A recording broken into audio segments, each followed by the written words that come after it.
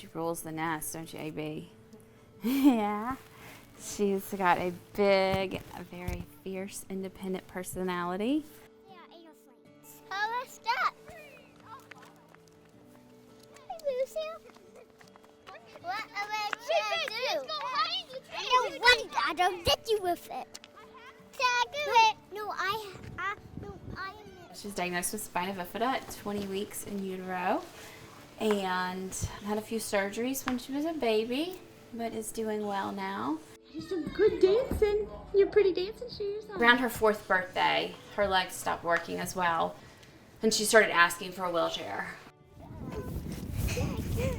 I talked to some other people that are older and have spina bifida, and they said that they finally got to be themselves when they got their wheelchairs, and that it was the greatest gift they ever got.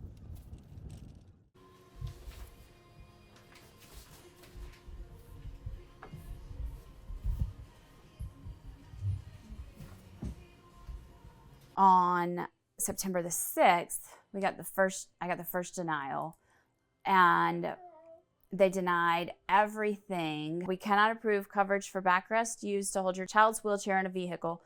These brackets and noted accessories are not needed for her health. They will not increase her ability to move about in the home or to perform usual activities.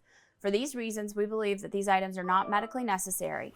So the in-home use rule is one way that people have trouble accessing medically appropriate wheelchairs. And so that principle of in-home use has been taken out of context from this one reference in the Medicare statute and has been implemented across the board in how our healthcare system approaches coverage of wheelchairs. So I wrote them a letter appealing the denial, included about 95 pages of medical documents from all of her medical visits, having more than sufficient evidence that she needed the wheelchair.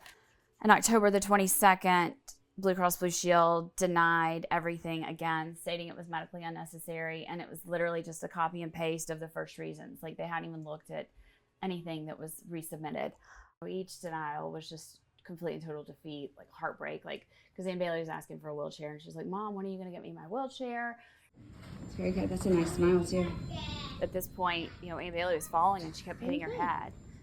November the 5th, Centera, which is our Medicaid company, denied the wheelchair. November the 6th, I submit an appeal, and then Centera approved everything except for the Spinergy wheels and spokes, which is kind of ironic. The wheelchair gets approved, but not the wheels. So it kind of makes it hard to use the wheelchair without the wheels. You're making faces? Okay. So the frame, the retail price is $7,564.65. The seat cushion is $1,005 retail. The seat back, the list price for that was $1,464. The wheels, which are sold separate on a wheelchair, let's not forget that, were $3,090. So the retail price for everything combined was $20,293.99. In the scheme of medical expenses, medically necessary wheelchairs are not that expensive, but for an individual person, they are unaffordable. So it's really just a terrible public policy. After I received the second denial, that was when I filed a civil rights complaint for failing to provide durable medical equipment that was part of our contract. But then on November the 15th, I received a voicemail from Blue Cross Blue Shield from someone that I'd never heard of before and a department I'd never heard of before. Hi, this message is for January. My name is Erin, and I'm with Blue Cross Blue Shield. I just wanted to let you know I did just get it back from our doctors, and they did approve it. That was who I ended up getting the approval from eventually in the end. What you can do? Got her wheelchair on December the 20th. Once I finally got it, it was somewhat of a relief, but there were so many negative emotions tied to it that, yes, we got her wheelchair and everything, but, there's so many. Yay! And it's pink, right?